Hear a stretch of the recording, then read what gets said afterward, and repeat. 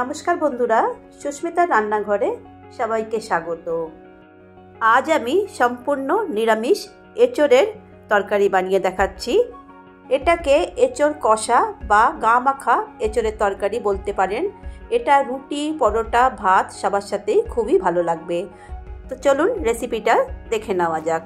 এর জন্য প্রথমে আমি হাফ কেজি এঁচোড় নিয়েছি আর এরকমভাবে টুকরো করে নিয়েছি।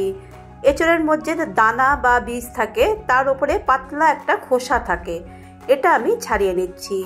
এই খোসাটা সেদ্ধ হয় না, মানে গলে না, আর খাওয়ার সময় খুব অসুবিধা হয়, তো খোসাগুলো আমি ছাড়িয়ে নিচ্ছি। এইভাবে আমি এঁচোড়টা কেটে নিয়েছি। এবার একটা কুকারে এঁচোড়গুলো দিয়ে দেব, আর এতে আমি 1 কাপ জল দিচ্ছি, সামান্য নুন আর একটু হলুদ দিয়ে ঢাকনা বন্ধ করে একটা সিটি লাগিয়ে নেব। আর তারপরে নিজের থেকে ঠান্ডা হতে দেব না, সঙ্গে সঙ্গে এর ভাপটা বার করে নেব, মানে একটু নরম করে নিচ্ছি এঁচোড়টা। এতে কি হবে, পুরো গলেও যাবে না, আবার একদম শক্তও থাকবে না। এবার কড়াইতে 4 টেবিল চামচ সর্ষের তেল ভালো করে গরম করে নিয়েছিলাম, তাতে এঁচোড়টা একটা ঝাঁঝরা দিয়ে তুলে দিয়ে দিচ্ছি আর 4-5 মিনিট মিডিয়াম আঁচে ফ্রাই করে নিচ্ছি। এর যে জলটা আছে সেটা ফেলবো না, পরে আমাদের এটা কাজে লাগবে।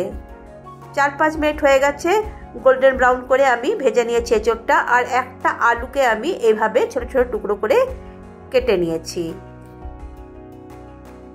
এঁচোড়টা একটা বাটিতে তুলে রেখে নিচ্ছি। এবার ওই কড়াইতেই আরও 2 টেবিল চামচ আমি সর্ষের তেল দিচ্ছি।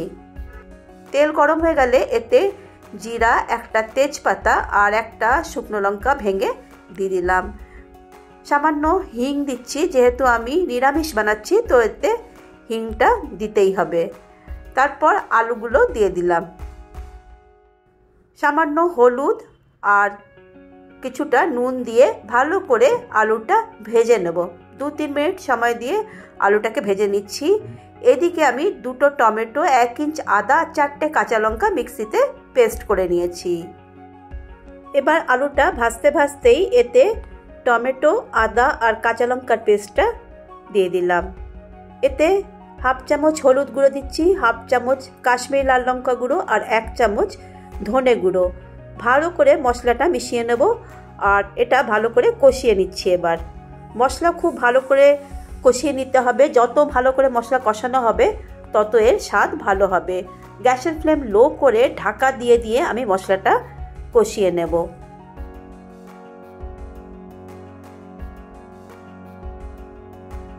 চার 5 মিনিট ভালো করে মশলাটা কষিয়ে নিয়েছি, মশলার থেকে তেল আলাদা হয়ে গেছে। এবার এতে ভেজে রাখা এঁচোড়টা দিয়ে দিলাম, ভালো করে এঁচোড়টা মিক্স করে নিচ্ছি।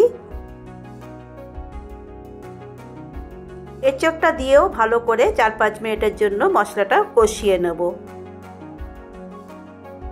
সব কিছু ভালো করে একসাথে কষাতে কষাতেই যাতে মশলাটা পুড়ে না যায়, সেই জন্য যে জলটা ছিল যাতে এঁচোড়টা সেদ্ধ করেছিলাম সেই জলটাও দিয়ে দিলাম।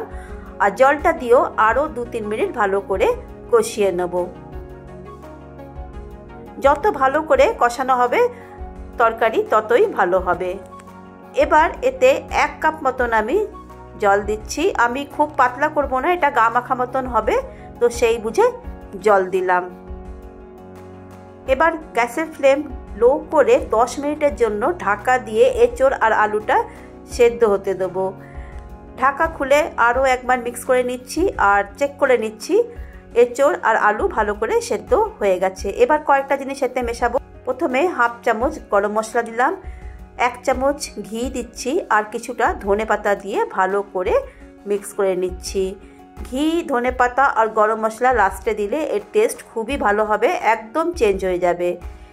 এবার গ্যাসের ফ্লেম বন্ধ করে ঢাকা দিয়ে 10 মিনিট রেস্টিং টাইমের জন্য দিয়ে তারপরে আমি এটা পরিবেশন করে নেব।